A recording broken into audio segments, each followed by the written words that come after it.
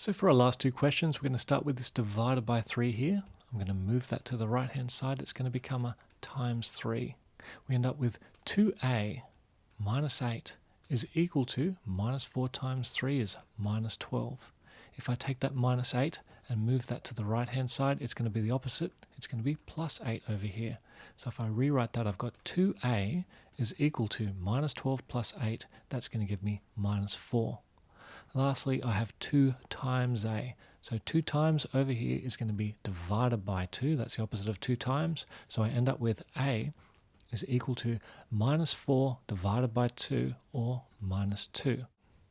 Last of all, we should always check those numbers. So plugging minus 2 into the equation will give us this. We've got 2 times a. A is minus 2, so I'm going to put minus 2 there. Take away 8 divided by 3. Let's find out if that equals minus 4.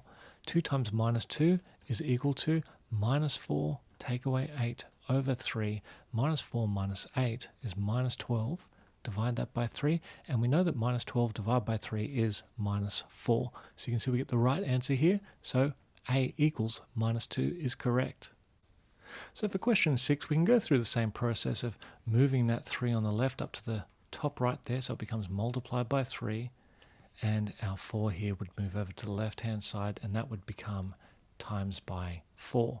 Now when you do that, those denominators would disappear and would go through the same process of just multiplying everything out. But there is one thing you have to be careful of. So the cross multiplication method that we were just using will work in situations like this where you're just multiplying one side by the denominator of the other. However, if we were to say add a plus 1 onto this equation, then that won't work anymore because you would be ignoring that value over here and you won't be multiplying that as well. You have to figure out what we're going to multiply everything by so that we can cancel out these denominators. So you look at the 3's and the 4's and you ask yourself, what is the lowest common multiple that 3's and 4's both go into? So we can see here, looking at the 3 times tables and the 4 times tables, that 12 here is common to both of them. So if I multiply everything by 12, including that plus 1, we should be able to cancel out these 3's and 4's. Because we have this multiple of 12 on top, then 3 will go into 12 4 times, so they cancel out and we'll be left with 4. Over here on the right, the 4 will cancel out into that 12 there and we'll be left with 3.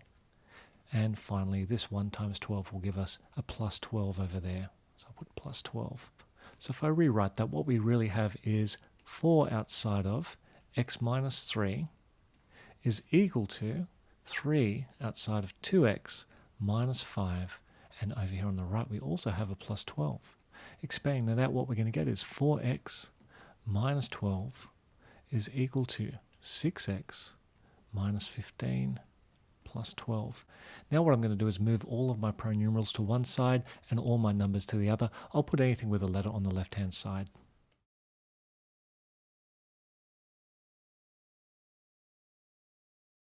So moving that 6x to the left-hand side, it becomes a minus 6x. So I'm going to have minus 6x. I still have plus 4x there. I've moved the minus 12 to the right-hand side over to here. So I've got minus 15 on the right. I also have plus 12 still there, and I have a new plus 12 that came over to the right-hand side. So I'll just put that all together. I get minus 2x is equal to 9, and from that I get x is equal to 9 over minus 2, which is equal to minus 4.5.